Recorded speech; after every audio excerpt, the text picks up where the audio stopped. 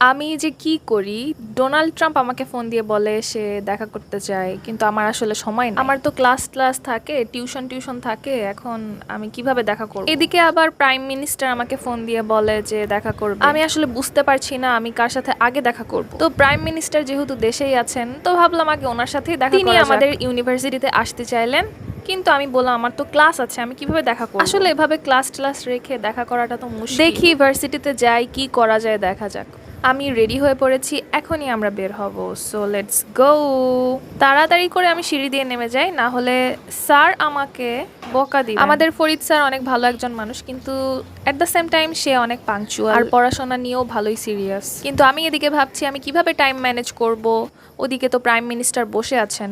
দুইটা ক্লাসের মধ্যে অবশ্য ব্রেক আছে, কিন্তু সেই ব্রেক টাইমে তো আমার অনেক কাজ। আজকে কি কাজগুলা শেষ করে প্রাইম মিনিস্টারের সাথে দেখা করতে পারবো?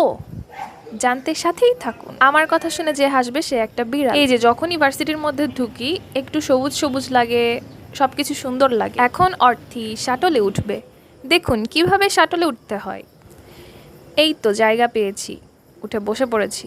অনুপম যেই জায়গাটা পেয়েছিল সেই জায়গা না, কিন্তু আসল জায়গা। এই শাটলটা এমন স্মুথ চলে, মনে হয় যে এই শাটলে উঠে যদি আমি ঝিনাইদহ যেতে পারতাম ঢাকা থেকে, তাহলে আমার মনটা অনেক শান্তি পেত। কিন্তু আমাদেরকে বাসেই যেতে হয়, ঝিনাইদহের রেল লাইনও নাই যে ট্রেনে করে যাব। দেখি প্রাইম মিনিস্টারকে এই ব্যাপারে বলতে হবে, ঝিনাইদহ জেলায় যেন একটা রেল লাইন করে দেয়। আর একটা ব্যাপারেও বলতে হবে, সেটা হচ্ছে ঢাকা টু ঝিনাইদহ, ঝিনাইদহ টু ঢাকা যেন এই শাটল ব্যবস্থা চালু করে দেন। আজকে যে পরিমাণে গরম ছিল, আমি যে বয়েলড না হয়ে জীবিত আছি এটাই অনেক। কখন যে ইউনিভার্সিটিতে পৌঁছাবো। আমি আমার প্রাইভেট হেলিকপ্টার, প্রাইভেট জেট এগুলো আসলে রেন্টে দিয়ে রেখেছি। আমি চাইলেই ওগুলোতে উড়ে উড়ে যেতে পারতাম, কিন্তু গেলাম না। ভাবলাম থাক, মানুষের চোখে পড়ে গেলে আবার সমস্যা, এই জন্য শাটলেই যাই।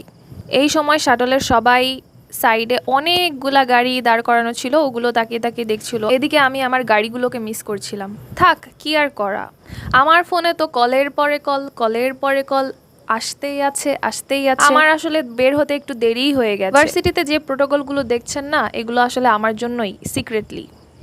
এই যে এটা ভিসি চত্বর, এইখানে যতগুলো মানুষকে দেখতে পাচ্ছেন তার 100 গুণ বেশি আরও সামনে আছে তারা। যদিও আমি ক্রাউডটা ক্যাপচার করতে পারিনি সেভাবে, কারণ আমি যেহেতু আমার ভিডিওতে মেয়েদেরকে ক্যাপচার করি না বা দেখাই, ওই ক্রাউডের মধ্যে কোনো মেয়ে ছিল কিনা সেটা আসলে আমি শিওর ছিলাম না, এই জন্য সেভাবে আমি কিছু ক্যাপচার করিনি। যেটুকু দেখতে পারবেন খুবই সামান্য দেখতে পারবেন, কিন্তু আসলে অনেক বেশি গ্যাদারিং। ফাইনালি আমি আমার ইউনিভার্সিটিতে ল্যান্ড করে ফেলেছি। তাড়াতাড়ি হাঁটার চেষ্টা করছি যাতে আমি পৌঁছাতে পারি ক্লাসে টাইম মতো। ফায়ার সার্ভিসও কিন্তু একদম রেডি, যা কিছু লাগে কোনো কিছু